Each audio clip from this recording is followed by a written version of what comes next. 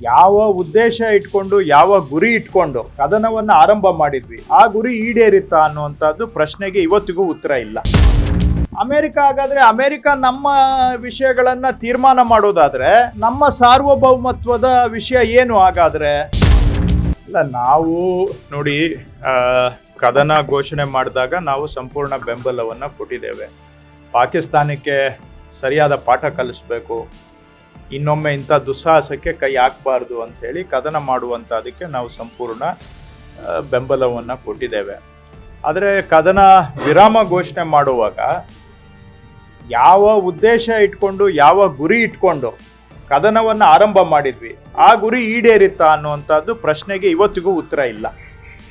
ನೀವು ಪಾಕಿಸ್ತಾನಕ್ಕೆ ಏನು ಪಾಠ ಕಲಿಸ್ಬೇಕು ಅಂತ ಹೊರಟ್ವಿ, ಆ ಪಾಠವನ್ನು ಕಲಿಸಿದ್ದೇವೆಯಾ?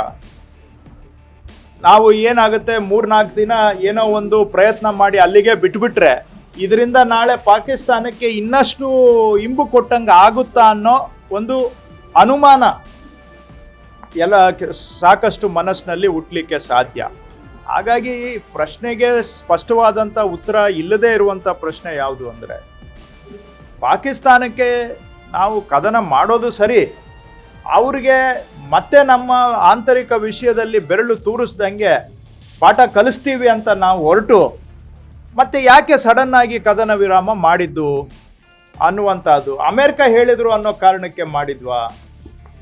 ಅಮೆರಿಕ ಹಾಗಾದ್ರೆ ಅಮೆರಿಕ ನಮ್ಮ ವಿಷಯಗಳನ್ನು ತೀರ್ಮಾನ ಮಾಡೋದಾದ್ರೆ ನಮ್ಮ ಸಾರ್ವಭೌಮತ್ವದ ವಿಷಯ ಏನು ಹಾಗಾದ್ರೆ? ಈಗ ಅವರು ಕಾಶ್ಮೀರಲ್ಲಿ ನಾವು ಮಧ್ಯಸ್ಥಿಕೆ ವಹಿಸ್ತೀವಿ ಅಂತ ಹೇಳ್ತಾರೆ. ಇದಕ್ಕಿಂತ ದೊಡ್ಡ ಭಾರತಕ್ಕೆ ದೊಡ್ಡ ಹಿನ್ನಡೆ ಮತ್ತೊಂದಿಲ್ಲ. ಯಾಕಂದ್ರೆ ಕಾಶ್ಮೀರ ನಮ್ಮ ಆಂತರಿಕ ವಿಷಯ, ಇಂಟರ್ನಲ್ ಮ್ಯಾಟರ್, ಭಾರತದ ಅವಿಭಾಜ್ಯ ಅಂಗ ಅದು. ಹಾಗಿರುವಾಗ ಯಾರೋ ಬಂದು ಬೇರೆ ದೇಶದವರು ಬಂದು ನಮ್ಮದ್ರಲ್ಲಿ ನ್ಯಾಯ ಪಂಚಾಯಿತಿ ಮಾಡ್ತಾರೆ ಅಂತ ಹೇಳಿದ್ರೆ ಅಲ್ಲಿಗೆ ಕಾಶ್ಮೀರದ ಇಶ್ಯೂ ಸೆಟ್ಲ್ ಆಗಿದೆಯಾ ಮತ್ತೆ ರೀಓಪನ್ ಮಾಡ್ತಾ ಇದ್ದೇವೆಯಾ? ಇವೆಲ್ಲ ಪ್ರಶ್ನೆಗಳಿಗೆ ಇವತ್ತು ಉತ್ತರ ಇಲ್ದಂಗಾಗಿದೆ. ಬರೀ ಭಾಷಣ ಮಾಡಿಬಿಟ್ರೆ ಉತ್ತರ ಸಿಗೋದಿಲ್ಲ. ಈ ಪ್ರಶ್ನೆಗಳಿಗೆ ಕೇಂದ್ರ ಸರ್ಕಾರ ಸ್ಪಷ್ಟವಾದಂತ ಉತ್ತರ ಕೊಡಬೇಕು ಅಂತ ನಾವು ಆಗ್ರಹ ಮಾಡ್ತಾ ಇದ್ದೇವೆ. If you like this video ಬೇಗ ಲೈಕ್ ಮಾಡಿ, ಕಾಮೆಂಟ್ ಮಾಡಿ, ಶೇರ್ ಮಾಡಿ ಹಾಗೂ ಯೋಯೋ ಟಿವಿ ಕನ್ನಡವನ್ನು ಸಬ್ಸ್ಕ್ರೈಬ್ ಮಾಡಿ.